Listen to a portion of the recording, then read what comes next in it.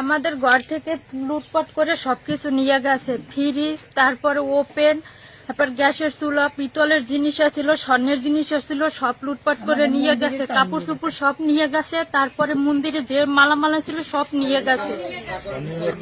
পুকুরের মাছ নিয়ে গেছে, সব মনে করেন ঔষধ দিয়ে মারিয়ে ফেলাইছে। তারপরে নিয়েও গেছে দৌড়িয়ে। আমাদের 22টা পরিবারের সম্পর্কে এইরকম করছে, লুটপাট করছে। একটা গেলা শোনাই ভাত কয়টা খাবো তার মধ্যে একটা থালও থুয়ে যায় না। ওরা সবকিছু নিয়ে গেছে। আমি 4 দিন ধরে বাড়ি আইছি স্যার, দেখেন আপনারা আমার জন্মে যা সব লইয়া গেছে স্যার। আমি বলা লইয়া হাসপাতাল ছিলাম স্যার, বাড়িতে বাড়ি আইছি। এবার আমি আইয়া দেয় আমার কিচ্ছু নাই, আমার ধন্য হারা হয়ে গেছে স্যার, সৈন্য হারা, আমার কিচ্ছু নাই। বইরে 50,000 টাকার মাছ আছে নাই, 50,000 টাকা দিয়ে আমি ফিরে যাচ্ছি না। আমার সোনা আছিল, ঘরে টাকা আছিল, সব আমার লুটপাট করে লেগে গেছে। ধান আছিল, চাউল আছিল, ডাইল আছিল, মরিচ আছিল, সব লয়ে গেছে স্যার, পাটাটা পর্যন্ত লয়ে গেছে। কিচ্ছু নাই, আমার একটা বড় শাড়ি দেবে তো নাই।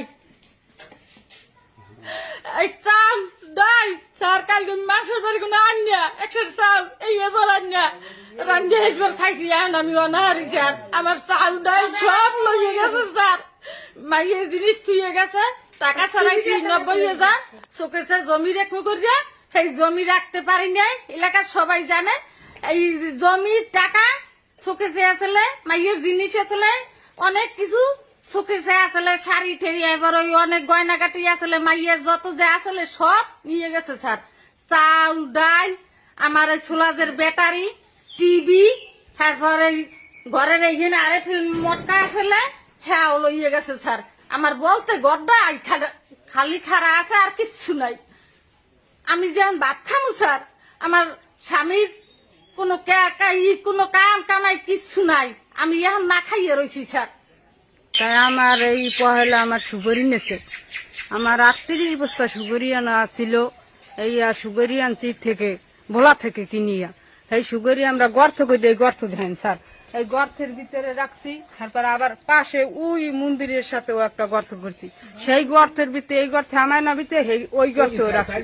2টা গর্ত করিয়ে সুগরি রাখা হয়েছে। এই সুগরির দাম আছে প্রায় 3 লক্ষ টাকার মতো, তাও নেছে। তারপর আমার ঘর দুয়ারে ধান পান চাল ডাল, তারপর আবার ওই ল্যাপ কাতা এগুলো নেছে। তারপর আবার থাল বাড়ি বাসন এগুলো স্যার, যেইটা ভালো লাগছে এইটাই নেছে। রান্না খাওয়ার মতো একটা পাত্র রাখে নাই স্যার। তারপর আবার নেছে স্যার, হলদি মরিচের গুড়ি থাকলে হ্যাঁ লইয়ে গেছে স্যার।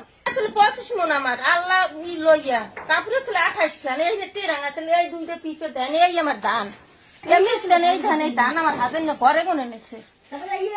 টাকা আছে 50,000, আমার সাক্ষী আছে। ওই 10 মিনিট সংগ্রাম ব্যাংকে কোনে আমি সোমবার টাকা আনছি, আজও কিস্তি আমার 50,000 টাকা ছাড়াই আমি টেরাঙ্গের মধ্যে ধুয়ে গেছি, কাপড়ের মধ্যে। তারপর নুপুর আসলে একজন আমার মাইয়ার 5 ভরি রূপো আসলে, চেইন আসলে 100 সোনার, আমার কানের তা আসলে আংটি আসলে 5টা, ওই পোলাগো আংটি সারি একটু মিথ্যা কথা বলবো না, 5টা আংটি আসলে স্বর্ণের। ওই পোলাগো ভাতের করছে, আমার টিরাঙ্গের কাপড় 18 কাপড় আসলে, আমার মাইয়া ও কাপড় ধুয়ে যায়। হ্যাঁ ভালো মানের কাপড় 25,000 টাকা কাপড়ে ধুয়ে যায়।